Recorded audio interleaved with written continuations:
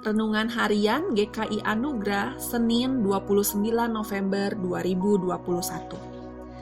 Perkataan Kristus. Mari kita berdoa. Bapa di surga, kami bersyukur karena Engkau telah memberikan kepada kami firman Tuhan, sehingga kami dapat mengenal Engkau dan bertumbuh serupa dengan Kristus. Amin. Renungan firman Tuhan hari ini terambil dari Kolose 3 ayat 15-16, Yohanes 1 ayat 18, dan Ibrani 1 ayat 1 dan 2. Ayat Mas hari ini terambil dari Ibrani 1 ayat 1-2a.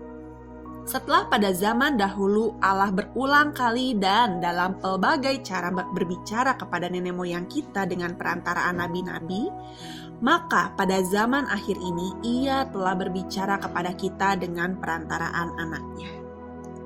Apakah yang dimaksud dengan firman Kristus? Apa yang kita rasakan jika ada seseorang yang kita hormati atau kagumi berinisiatif menyapa kita?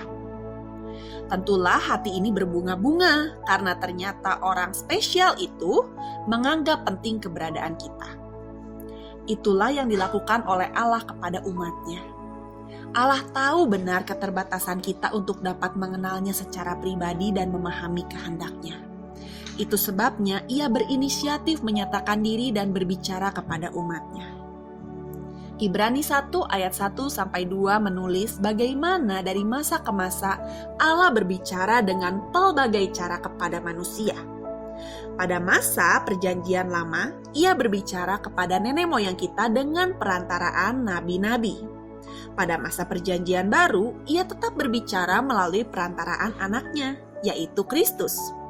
Kristus adalah Allah yang merendahkan dirinya untuk menyatakan pribadi, kasih, dan kehendaknya agar dapat dipahami oleh umatnya.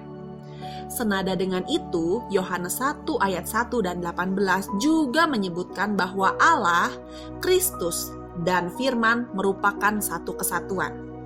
Ini bukan hendak berbicara mengenai Allah Tritunggal, melainkan mengenai makna kata logos atau firman. Tidak ada seorang pun yang pernah melihat Allah, tetapi Kristuslah yang membuat kita dapat mengenalnya. Itu sebabnya Kristus sangat penting bagi kita yang tak pernah bisa hidup tanpa Allah. Tidak mengherankan, Rasul Paulus dalam Kolose 3 ayat 15-16 memulai kalimatnya dengan kata hendaklah. Ia menulis, hendaklah damai sejahtera Kristus memerintah dalam hatimu, dan hendaklah perkataan Kristus diam di antara kamu. Kata hendaklah menunjukkan sesuatu yang penting, atau sebuah keharusan untuk melakukan sesuatu. Artinya, Kristus harus menjadi yang utama, termasuk semua perkataannya. Rasul Paulus juga memakai kata logos yang diartikan sebagai perkataan Kristus. Di manakah kita dapat menemukan perkataan Kristus pada saat ini? Jawabannya adalah di dalam Alkitab atau firman Tuhan. Kristus adalah pesan utama dari firman Tuhan. Siapa yang menerima Kristus akan menerima perkataan Kristus, yaitu firman Tuhan, supaya kita dapat semakin mengenalnya. Siapa yang mengakui otoritas Kristus akan menaati firman Tuhan untuk dapat dibentuk sesuai kehendaknya.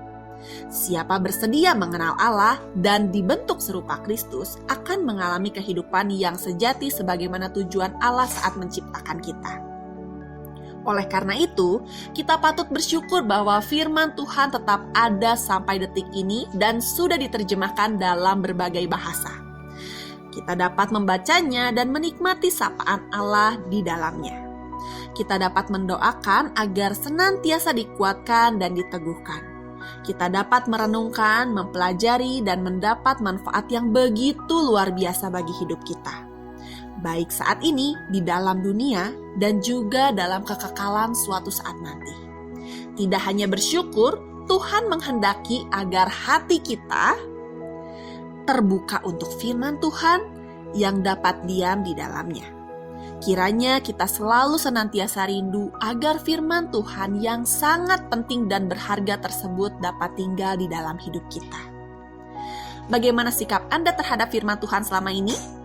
Ceritakan seberapa penting dan berharganya firman Tuhan bagi Anda. Mari berdoa agar kita dapat selalu menghargai firman Tuhan yang kita terima dari Allah sebagai sesuatu yang paling penting dan berharga dalam hidup kita. Siapa menerima Kristus, ia akan menerima perkataan-perkataan dalam firman-Nya.